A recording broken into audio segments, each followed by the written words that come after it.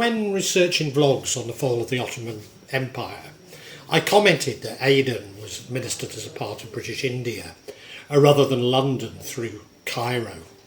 What I hadn't appreciated was that the protectorates from Aden to Kuwait were actually administered from India. Indeed, at times, even parts of East Africa from Somalia, Kenya, Tanganyika and Zanzibar were under India's control.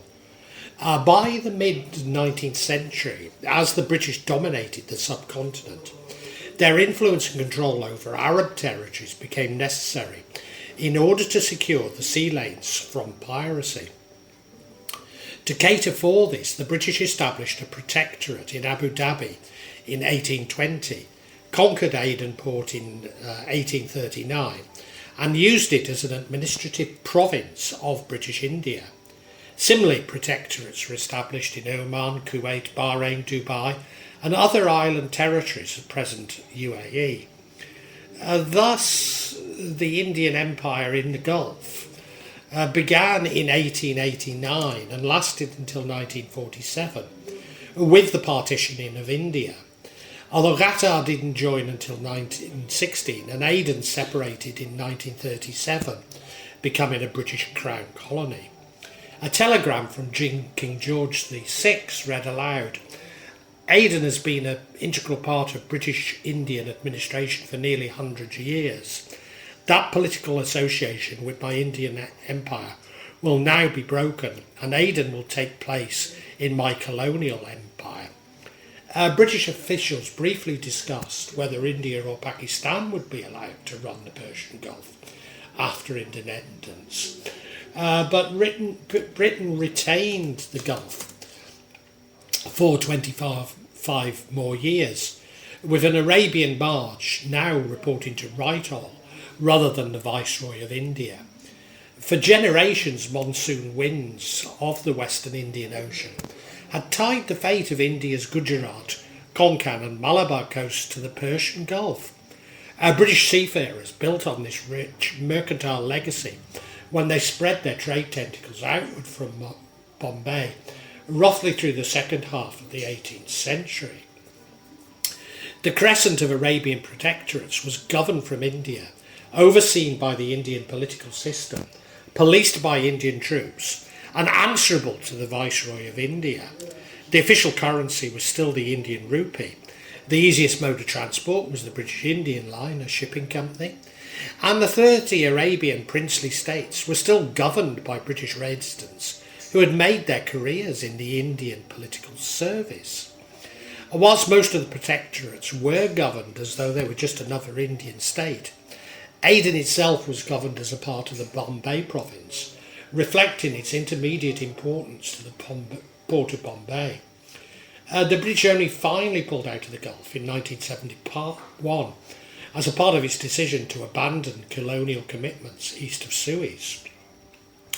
In previous vlogs, I've argued that the differences between London, Cairo and Calcutta were at least in part responsible for British duplicity and disastrous foreign policy in the Arab world.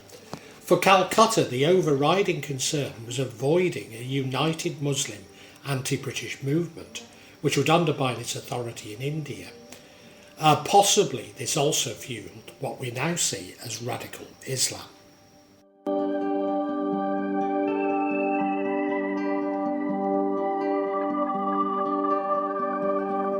After 1819, the British resident, who was based in Bushehr on the Persian coast, was in charge of the Gulf's political and diplomatic system. He received his orders directly from the Presidency of Bombay from 1819 to 1858, and then from the Bombay Political Department from 1858 to 1873, when the jurisdiction of the Gulf was transferred to the Indian Foreign Department and therefore reported to Calcutta. The resident relied on a network of agents during the 19th and 20th centuries.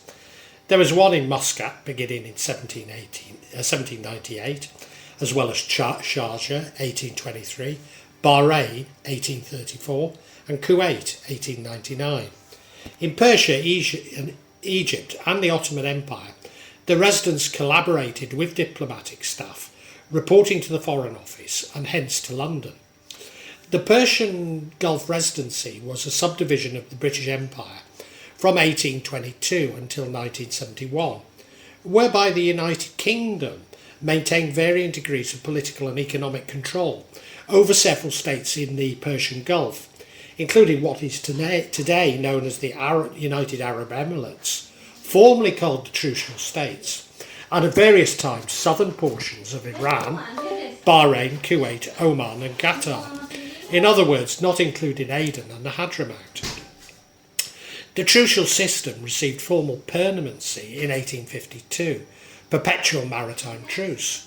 The British policy of non-involvement in internal affairs of the Trucial sheikhs was abandoned with the passage of the exclusive agreement in March 1892.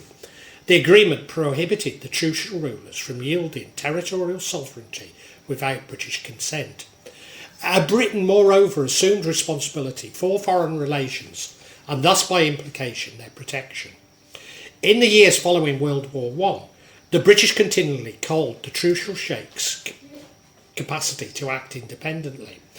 This was partially a result of the British shifting attention away from Iran, where Reza Shah's Nationalist Association of Power undercut their hegemony. It also reflected growing commercial and imperial communications interests, such as air route facilities. Under the rule of the Nizam, the richest man in the world and patron of the deposed Ottoman Caliph, Hyderabad had effectively governed the Qahtani Sultanate, the Hadramaut, the third largest state in the Arabian Peninsula, as a vassal.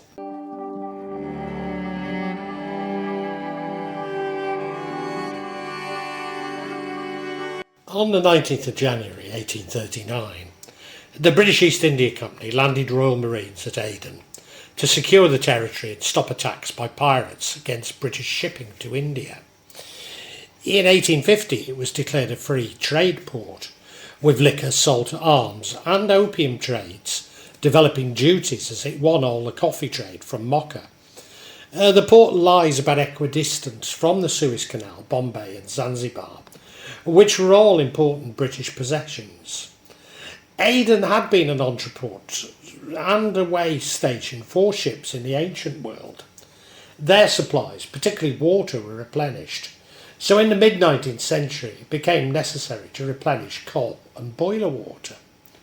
Thus Aden required a coaling station at Steamer Point, and Aden was to remain under British control until November 1967. After its separation from India, the discovery of oil turned Aden into one of the world's most important ports. By the 1950s, it was a vibrant city of businessmen and dreamers, where cruise ships jostled alongside the old Arabian dhows, and Yemeni Jews mingled with Gujarati Hindus and Somali Muslims.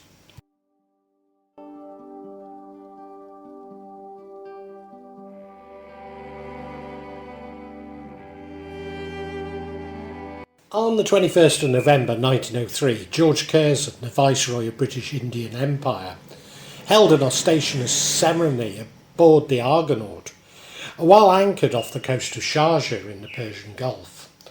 In attendance were all the rulers of the Trucial coast, along with other guests from the region. The Durbar, or Persian Darbar for court, as such performances were known, was a part of a tour of the Gulf that was conceived by Curzon as a way of shoring up all the frontiers of the Indian Empire against the threat of the other European powers. In 1912, Muscat was the only authority that could receive a letter from the Viceroy himself. This honour was granted to Bahrain and Kuwait 5 years later. Far from being peripheral, the Gulf was also integrated within the dynamic of globalisation and emerging global economic markets, thanks to the flow of two global commodities, pearls and dates. Interestingly, however, most goods flowed from India towards Arabia. Pearl fishing was the only economic activity in the small centres along the Gulf's Arabian coast, thanks to the Arabian coast's oyster banks stretching from Qatar to Cape Musandam. Pearls and mother of pearl were harvested from April to November when the fishing and sale of mother of pearl and pearls were employed all of the Gulf's populations. Bahrain was a major centre, as was Dubai from the early 20th century onwards. Pearls were exported to the macro-regional market. Until the 1880s, Bombay was a global brokerage centre for pearls, before being replaced by Paris. Dates were another global commodity exported from the Gulf during the 19th century. There was considerable trade on various scales, with the two major areas of production being Sharq al-Arab and Oman. Some of the dates produced in the Gulf were absorbed by local consumption, while India and Southeast Asia were two important markets on a regional scale.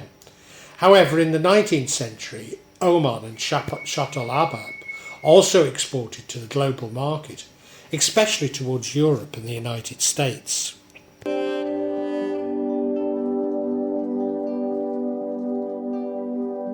In the early 20th century, many Arab elites were educated in Bombay and Agra in India and wore Indian-style sherwanis.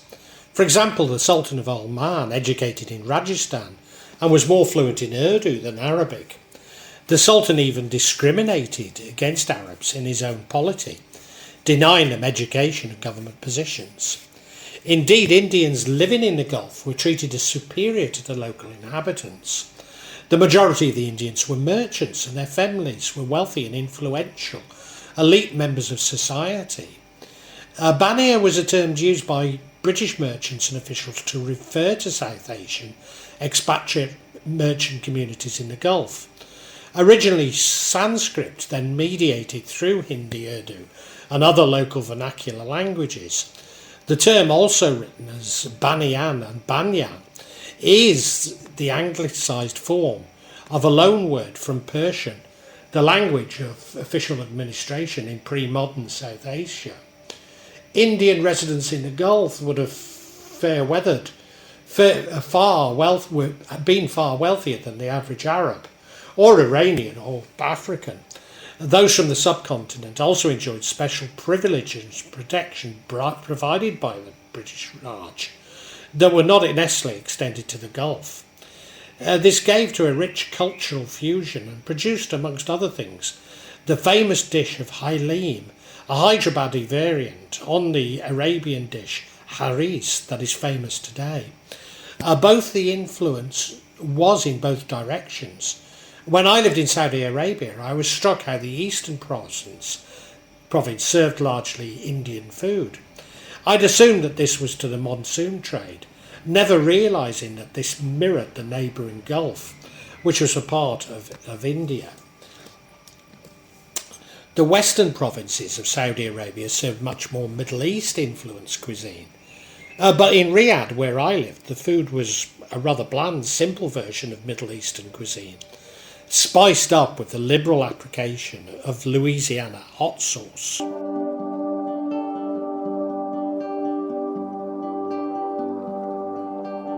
It's not my intention to offer an excuse for the failures of British colonialism in the Middle East. Between 1913 and 1923, Britain had solicited assurances from the Gulf rulers that they would only grant oil concessions to companies approved by the British government. As oil deposits were discovered throughout the 1930s, they attempted to ensure that those concessions were only granted to British-owned companies. From the 1950s onwards, as the oil industry developed and the Arab states grew in wealth, notably Kuwait, the British encouraged the Gulf rulers to invest their surplus oil revenues in Britain. Quite rightly, by the late 1950s, a British presence in the region was subject to growing criticism as Arab nationalist ideas grew in popularity throughout the Arab world. But my argument is that this was in response to growing Arab nationalism, rather than the treachery of British colonialism. So many of the failings of British foreign policy can be traced back to Calcutta's paranoia of a united Muslim anti-British movement. But of course, Britain's Indian possession did not last as long as many of its Middle Eastern interests. In hindsight, these policies appear short-sighted, and undoubtedly they are. but they really reflect the differences between London, Calcutta and Cairo in British policy towards the Muslim world.